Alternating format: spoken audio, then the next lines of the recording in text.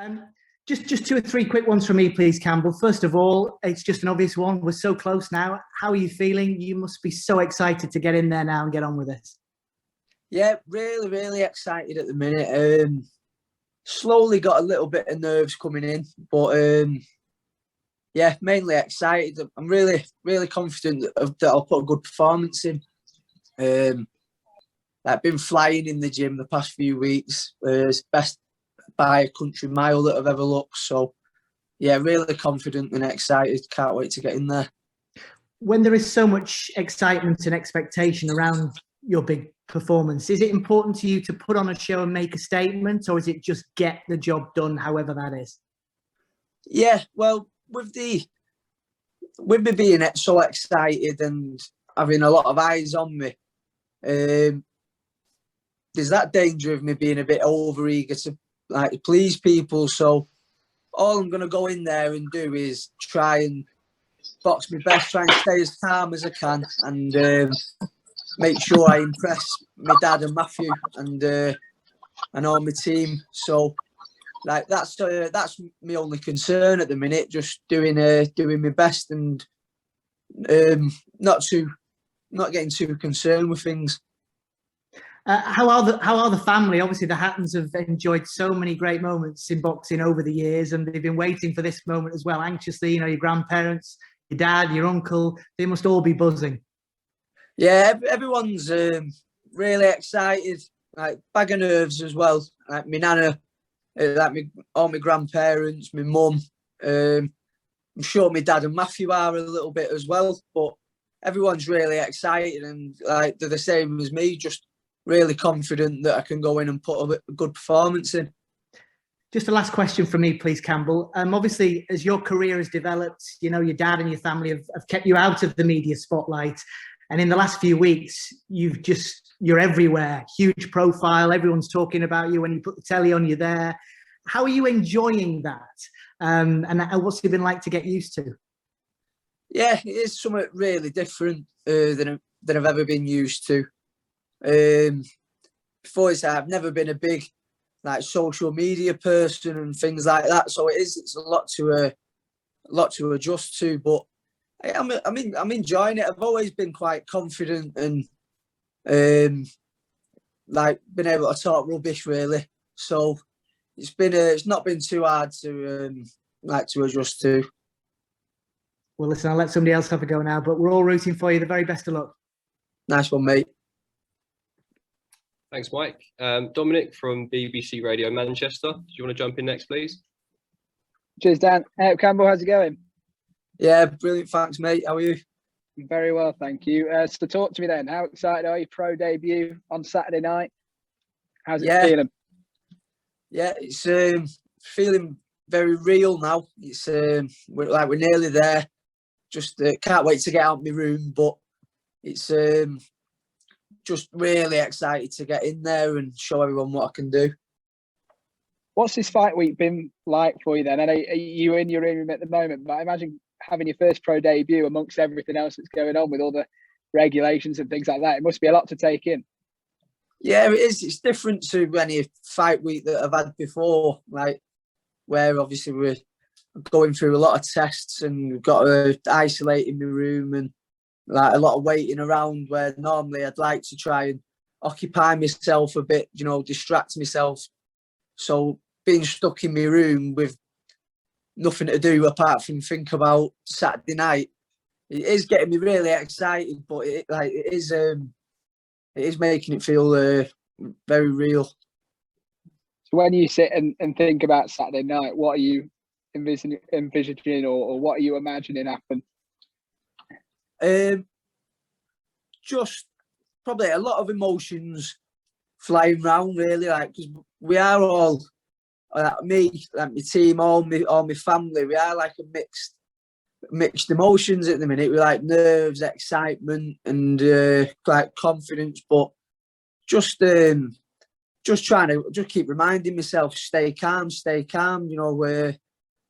Because I touched on before, saying there's an eager. I'll be a bit eager to please, so I need to make sure I don't go over the top and just keep myself composed. And I'm confident I'll be able to do it. Just wanted to mention your dad as well. What are some of your memories from sort of witnessing his journey when you were younger or much younger, sort of him fighting on the grand stages, and how much do you want to replicate that and go that far? Yeah, there's not a lot I can remember. Like from the actual time, obviously I was really young, but like looking back, like just how much the fans loved him and the excitement he brought to the ring, and it's something that I definitely want to achieve myself. Like anyone who's seen me box before will tell you that it's a very fan friendly and a good style to watch. So I'm pretty confident that people are going to like what they see. And you mentioned that the fans that got behind Ricky, your dad, in his career, a lot of them from Manchester. You yourself, proud of coming from Manchester as well. How much will it mean to represent the city when you head out there on Saturday night?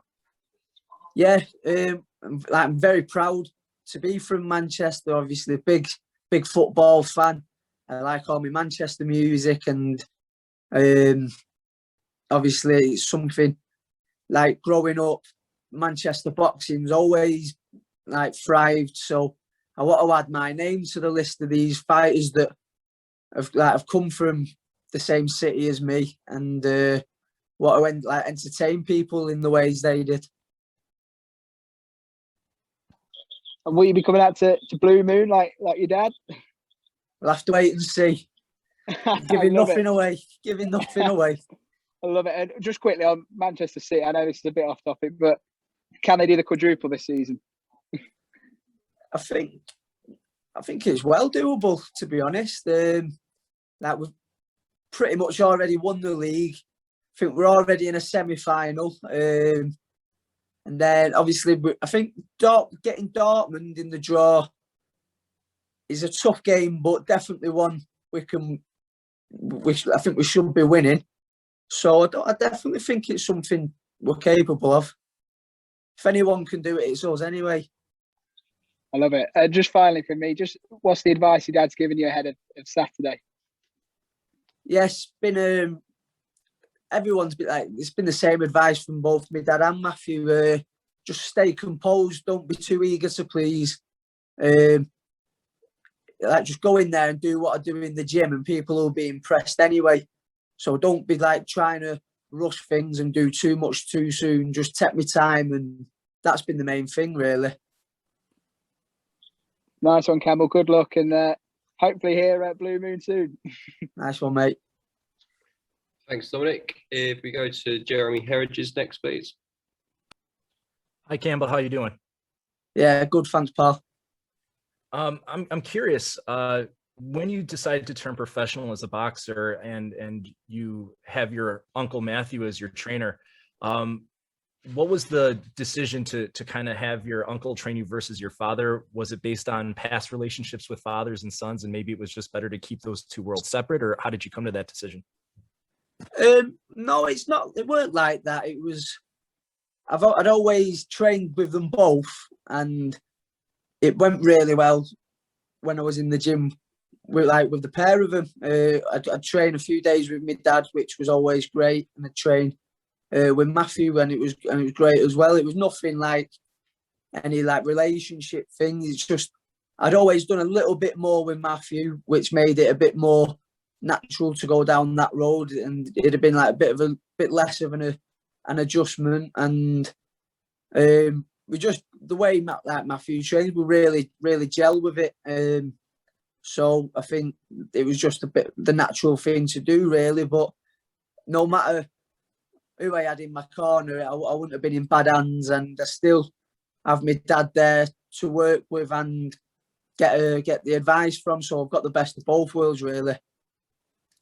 You've been, and your family's been surrounded by boxing, obviously. I've read a lot about how your father did a lot to kind of shield you from some of the lows in his life post-boxing. But hearing about those experiences, what have been some of the most important lessons that you've taken away from your father's story? Yeah, a big bit of advice my dad's always given me is do as I say, not as I do. Obviously, for all the strengths he had in the ring, he did have his weaknesses, which he'll admit himself, and like that's another area where I'm so lucky because I've got the not just the advice in the ring, but I've got advice that he can give me out the ring as well. So it's really, I couldn't ask for much better, to be honest. No doubt. Campbell, thank you so much for your time and best of luck on your debut. No problem. Pleasure, mate. Thanks, Jeremy. If we go to Jonathan next, please. Hey Campbell, it's John here, Pro Boxing Fans. How you doing? Yeah, good. Thanks, mate. Good. Since we spoke when you signed with Matchroom, you've now added Anthony Joshua 258 to yourself. Can you talk us through how that came about? And I saw you were in the gym with AJ. What was that like? Yeah, to be around like people, obviously, yeah, you don't get much bigger names in boxing than Anthony Joshua at the minute. So to be around people like that is going to do nothing but benefit you. And if anything rubs off, it's going to be a bonus. So yeah, that was great to be around AJ, and it came about really when we was in the press week for the AJ Pulev fight when we was in the bubble, and obviously we got speaking to the 258 lads, and obviously with my dad and Matthew, the boxing side of things is covered, but all the other aspects like and things that go on around boxing, but not in boxing itself, like they're the best in the business. So just as many minds on board and as much help as we can get as a bonus. And just lastly, have you discussed with 258 Eddie and Matchroom how this year's going to work for you, providing you get through Saturday? How many fights are you looking to sort of have? Yeah, we haven't really discussed anything massive or spoke about it too much. I mean, we want to be as busy as I can, really. So I'll be ready to take any opportunity that I'm given, and yeah, that's my plan, is to try and just be ready to and be in a position to take anything I'm offered. But we're just looking at Saturday at the minute, and then we'll take it from there. Appreciate it, mate. Best of luck Saturday. No problem. Thanks, mate. Yes. Thanks, Jonathan. We've got time for two more from Ames next, please. Ames here from Boxing News TV. Pleasure to meet you, Campbell. How you doing? Yeah, good. Thanks, mate. Nice to meet you. Nice to meet you too. So, with being the child of a great, as there always is, there's this expectation that you also will, follow the footsteps all the way to a world title like your father did. Do you feel that level of expectation on your shoulders? To an extent, I do. Obviously there's a lot of interest building up, and there's a lot of eyes all the time from the off. So yeah, I do feel it in some ways, but I deal with it well. I always use it as a bit of motivation in the gym. Really, I can't afford to be putting in mediocre performances. So it's that thing where I won't be cutting any corners, and because there's that many eyes on, I've got to be at my best all the time. So I'll make sure I am. It's a bit of a mixed bag when children of greats get into the ring. They have mixed successes. Have you sought advice from maybe the likes of your Conor Benns or your Chris Eubanks Juniors for like how they've kind of dealt with things? I've had bits of advice off Conor, where like the main thing he's said is to focus on what I'm doing. Don't worry about what other people think. To be the best that I can be, and I think that's spot on, really. That obviously there is interest in there, but obviously my dad's not fighting for me, is he? So that I've just got to do what I can do, and no one can ask any more of that. But I'm confident that what I can do will impress people. Wish you all the best, Campbell. Thank you. Thank you. Okay, that concludes the Campbell Hatton segment. Campbell, really appreciate your time, mate. And No problem, pal.